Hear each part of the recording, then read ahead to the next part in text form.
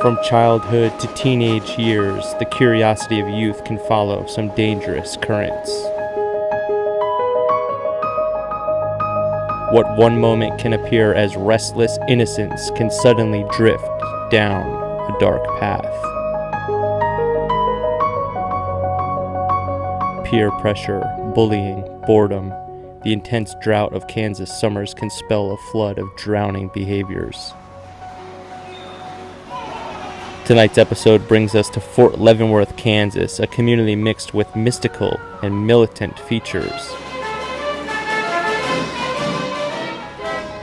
It's home to the oldest operating military base west of the Mississippi River, and the ripples of the Missouri River, which run through it, carry with them their own historic mystery.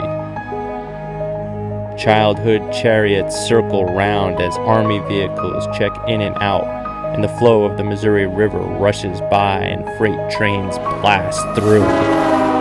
The ricochets of human imprints flash by as the concept of consciousness becomes even more fleeting.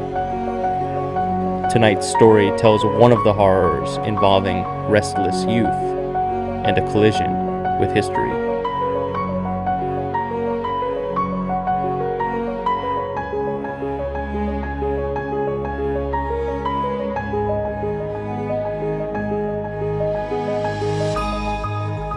I'm Max Kreitzer, and this is what we've been calling the Riverboat incident. So we used to come down here to the Riverfront Park in Leavenworth, Kansas all the time growing up. I grew up here. We used to come down here in grade school, middle school, even in high school. And we'd had all sorts of adventures down here. There's the train tracks, there's the Missouri River, there's always something going on, and it was outdoors. It's a little more built up now, but it used to be a little more outside, a little less caged in. But we had a couple incidents here, and we came here. It was kind of that weird time of your life where you're going to school. I was going to KU as a freshman, but we were still living back at home, in between my freshman and sophomore year. And I worked at the Landing 4 theaters over there, and one night we saw on the local news that there was a riverboat had washed up down here. There was a flood somewhere, not here, but there was a flood somewhere else that knocked it loose. I don't know if it was like at a museum or something. It was this old riverboat, and it was stuck right around here. And I called two of my friends, Victor and Danny. I was like, hey, let's go get on that riverboat tonight. So we waited until about midnight, and nobody was here, and it was really dark, and we climbed the fence and came through here, and we saw it there. And all there was like a little thin caution tape thing, and there was a dock, like a wooden plank going to it. So we hid out behind some bushes for a while because we were afraid other people would be doing it as well. So we just waited there, and then when it got dark enough and late enough and we got enough courage, we jumped the fence and ran right onto the boat. And the second we got into the boat, the mood changed. I don't know if it was really muffled sound in there, and just it was less exciting and more scary. It was weird, and instantly, we were on there a couple seconds, and we instantly start hearing voices. And I think, oh, there's other kids on here, or there's other people, because we got in there, it was really dark, there was a hole in the floor, there was stairs that led to the deck, and then you could see, it had windows on this side, so you could kind of see the river, and you could see the shadows and stuff. And we hear voices, and I'm like, oh no, it's other people, it's gonna be weirdos or something. And we don't have much time to think, because the second we kind of crouch down, we look at each other. I think it's coming from upstairs on the boat. They think it's coming from inside the boat. But then we see these shadows hit the wall. So now I think it's the police, because I think they had their lights on, because there's all these dark shadows crossing the boat. And I was on there with Danny and Victor. Danny's been my best friend since kindergarten. And we've never gotten in a fight. But Danny looked at me, and he thought we were busted too, because he looked at me and he said, this is all your fault. And I felt terrible. So I was like, okay, you guys hide in here, Victor and Danny.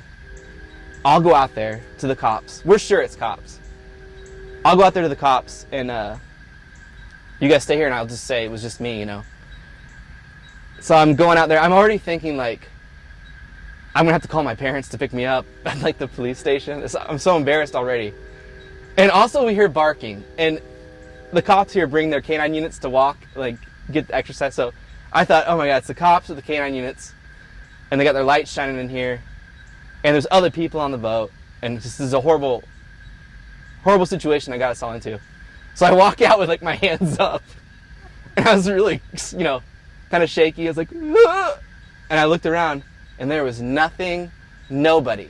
And this park is really long, you know, it's not wide, but nobody down here, nobody down there. Nothing at all. No lights, you know, nothing strong enough. No dogs, no people, no cops, thankfully. So I stand out there for a minute, just making sure. Like, that was so weird. I thought for sure I already saw myself in the cell. I'd already planned out my whole night in jail, and I leaned back and I go, guys, come on. And they took forever. Like, I mean, all this is a matter of minutes, but I was like, where are they? I started panicking. I was like, the people are going to hear me, the other people on the boat. I was like, guys, come on. Nobody's here. Nobody's here. And finally they come out, and we all just run. And we run down to Tire Town. It's probably the most I've ever ran in my life. And I thought, you know, we kind of talked about it. We all heard the voices. We all saw the lights. We all saw the shadows. But the weird part was, for me, I mean, the whole thing was weird, but I asked them, like, what took you so long to come out when I said, let's go? And they're like, we still heard the other voices. We thought you were, like, talking to the cops. We thought you told us to stay in here. We thought you were but they still heard the voices, but I was outside the boat, and there was nothing. And so when we were, like, looking at pictures of it the next day or whatever, trying to figure out what happened, there was no top to the boat, so there couldn't have been, I mean, there could have been people there laying down or something, but there was no light strong enough out here to make the shadows. There was nowhere else on the boat for people to hide. So we still don't know. This is 20 years ago, and we talk about it, you know, every time it comes up. So that was the last time I was out here, and it's starting to get dark, and I'm starting to kind of get that feeling again, but that was it. That's my riverboat incident story.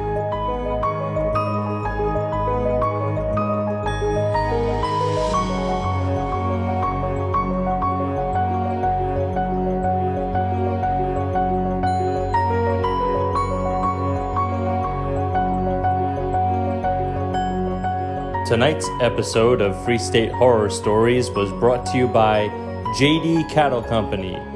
Don't want the horror of an empty beef freezer this coming winter?